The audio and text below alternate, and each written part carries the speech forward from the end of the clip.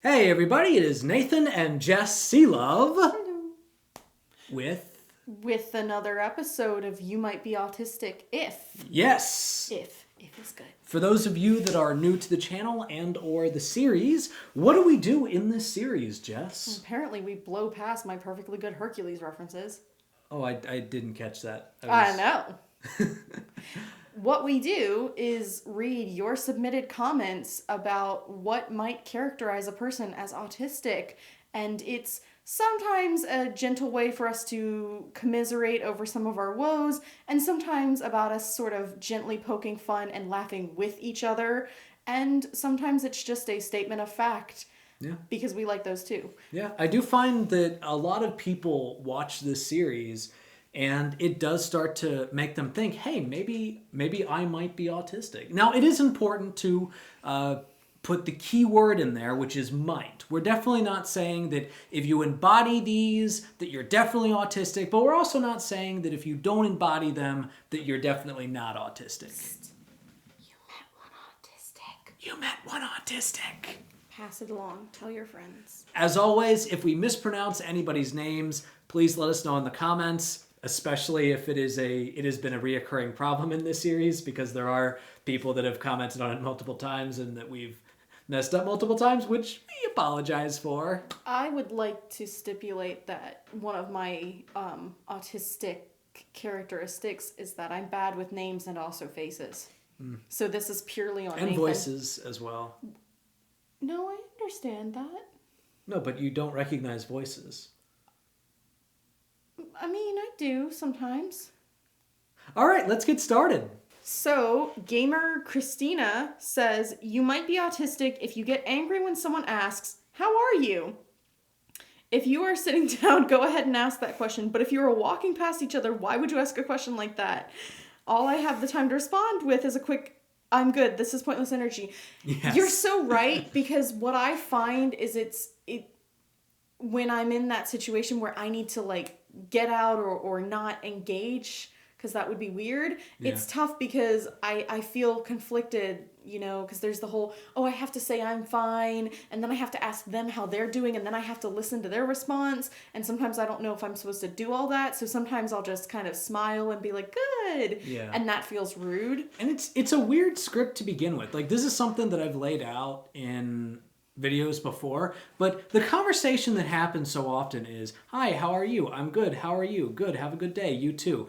That's like, that happens all the time, that exact script. And the thing is, neither party actually cares how the other is doing, and neither party's going to be honest. Like, if one person is having a bad day, they're not going to say, I've had a terrible day, because that's going to be awkward. And it's going to start a conversation that neither one of them want to have. So if they don't care, and they're not going to be honest anyway, why do we have this conversation? So I do have a tip that I might just delude myself into thinking works, but no one's told me otherwise, which is that, number one, usually you can get by with saying I'm well enough or can't complain and still be honest, because sometimes I can't complain because it would be inappropriate to do it at that workplace or about that person, or I'm well enough in that, technically I'm able to function with what I need to right now at this very minute.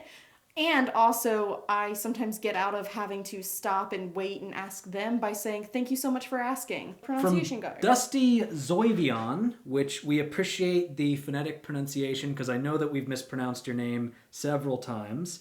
You might be autistic if your hair is/was way down past your butt because you got too attached to it and didn't want to cut it. You also might be autistic if the one time you did get it cut, you had a full-blown meltdown because you asked your mom for a slight trim and she decided to cut off 4 to 5 inches of your hair instead. I said, keep it to my tailbone, woman. My tailbone isn't midway up my back.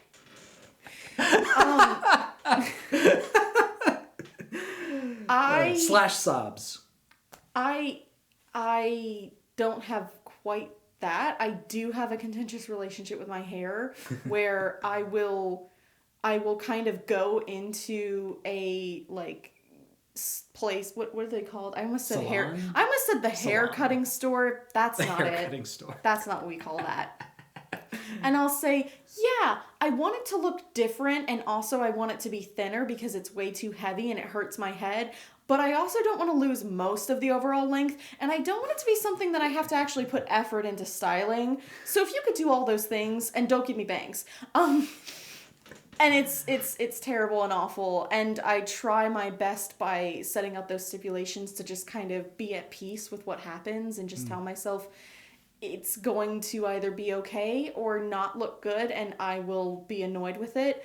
But I also really, really like changing my hair, and yet can't do it because if I get, bangs or anything that touches my face or doesn't pull back the way I want it to, it really bothers me, and I'm constantly like scraping away at my face. Yeah.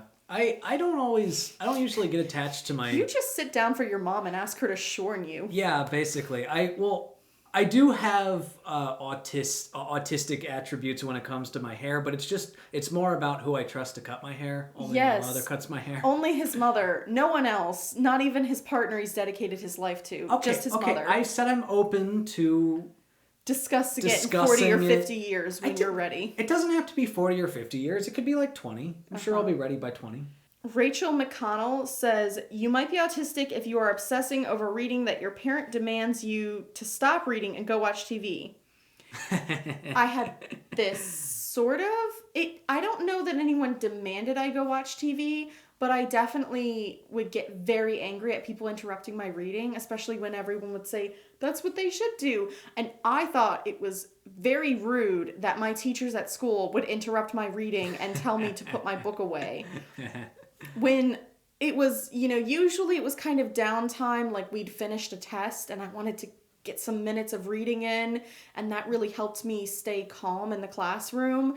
And I just thought it was so rude because I'd become absorbed in it, and then they'd start teaching and they weren't saying anything important. And they would interrupt me and say, I'm going to have to ask you to give me your book for class period. It's just so rude. And there's another one. And there's another one from Rachel McConnell. You might be autistic if you skip meals as you obsess over something. Can't relate. I can relate to that. I know. See, the issue is I do take my food intake very seriously, but oftentimes if I'm really obsessed with something and I'm getting really, really stressed about it, and Jess comes in and she tries to talk to me and she's like, hey, Nathan, I think you might be hungry. And I'm like, no, I'm really stressed out. I need to focus on this. And then she's like, Nathan, do you hear yourself? I'm like, okay, I heard it that time. So yeah, I can relate to that. Don't make me come in here playing Hamilton, like, take a break. Yeah, it does sometimes help to just kind of, try to clear your mind for a second, take a break, eat some food, and then come back to it when you're refreshed. But I do understand the temptation to just keep trying to hammer it out. Also, being hungry does make you more likely to have autistic meltdowns. Yeah, it does. I've had... I would say that approximately 40% of all meltdowns that I've had have happened when I was hungry. Shifty Clutch says, you might be autistic if your only primary form of communication is a mixture of movie quotes and things you've heard on TV. As much as the quote or saying could be spot on for the current situation, the person you are trying to talk to has a puzzling look on their face, usually meaning that they didn't know what you were talking about, but it makes sense to you in your head, and it gets you very frustrated that they didn't understand what you were talking about. We all have different communication styles, and mine just mimics whatever I hear. I don't think that's super uncommon with autistics because I remember I would, act out, like I would get little snippets from movies and I would not really act. I don't act. I'm not good at it. But I would kind of have it on repeat and I might say it a lot and interject it. And I thought that was just a weird thing I did, but every other autistic I've met kind of does that. Yeah. Nathan does that a lot. I'm not really good at attributing quotes to different movies. So he'll say that and then say, you've seen this movie, why don't you know? Well, I also do that with like common sayings. So I often have outward inside jokes with myself in which I laugh very hard. Super Mario 35327 says, you're autistic if you will do a certain thing in a video game because the noise that happens after amuses you. Yes, Yes. yes. I do. I actually. Sounds in video games are, I think, some of the most satisfying. The first Super Mario game, like Super Mario Bros. 1, I remember pressing select between the two, the two player and the one player, and it kind of sounded like the noise of getting a coin, and I used to like to press that because I liked the sound of getting a coin. It's like an auditory sort of Yeah. stem. This one is from Alexandra Windsor. You might be autistic if your best friend knows you are done talking or telling them a story when you look back at them because you can't form words, grammar, or comprehensible sentences when making eye contact. So like you finish telling the story and then you look at them and that's when they know the story's over. Okay, I'm done. I'm ready Yeah. to receive. It's like, okay, I'm ready. I've said what I need to say. I can relate to that to an extent. Yeah, I'm a little bit better with eye contact, but I don't think I'm that good with eye contact. No, I you're think not. I think between You're not. I think that people who are close to me have to know that if we're talking about anything that's like emotionally intimate or vulnerable, I cannot look you in the eyes. And it's not because I don't feel those things, but if I look you in the eyes, I will like break apart inside and not be able to function and communicate. yeah. Also, if I'm trying Our to wedding vows were very difficult. My standard trick, if I have to look someone in the eyes or pretend like I am, because sometimes people think that you're lying or being dishonest or just an unscrupulous character if you don't look them in the eyes, I will often look right between their eyebrows, around their forehead, and nobody's ever called me out on it. I used to look at people's lips, but then they thought I wanted to kiss them. And another one from Alexandra Windsor. You might be autistic if, even though you are 20, you are too scared to ask/discuss with your mom about getting a service dog because you already have a dog at home and have an ESA bunny, and because the amount of money they cost, so you know she's going to say no. But think you could use one and it would help for when you move out and get a job. Boy, do we have information for you. Yeah. We actually have a lot of information from other videos also on the channel, Yes, which you should always check those I would out. definitely recommend checking out some of the other videos on this channel about service dogs. So, first thing you should do is maybe, since you are 20 and an adult, is explore and research this on your own before approaching it with your parents so that you are armed with knowledge. And one of the best things you can do, if you don't already know, is go to the ADI website, that's Assistance Dogs International, and look for accredited service dog agencies in your area. Yeah. Because not only will that send you in the direction of people whom you know are good at their job and accredited and recognized nationally for that, or internationally rather for that. Yeah. But it might also help allay some of your mom's concerns. And when you talk to the service dog agency, you might want to ask them realistically, how much do people often pay? Because many service dog agencies, even though it does cost, say $20,000 for the dog because they're putting in all these resources, most people don't end up paying that. A lot of people... Or even half of that. A lot of them are funded through donations, through assistance from other people. So a lot of times people end up paying something like maybe $5,000, and even then That's still a lot. Even then there are sometimes things that you can ask for or maybe even apply for that might waive the fee or bring it down. Sometimes businesses will sponsor a particular person and they don't necessarily need to know you. You're just part of sort of a docket of profiles they might present to that business, and the person might decide to choose you to be the recipient of, say, like $4,000 or $5,000 to make up the cost. So always check in with your service dog agencies, and the process of getting a service dog takes quite a long time, and no service dog agency is going to place a dog with you unless you're absolutely sure you want it. Yeah, they care a lot about their dogs. It takes a lot of time, it takes a lot of effort, and it might be worth you at least exploring the option, getting an application from them and understanding what they require in terms of connection from your providers, medical and psychological providers. Yeah. So good luck. Yeah. Best of luck.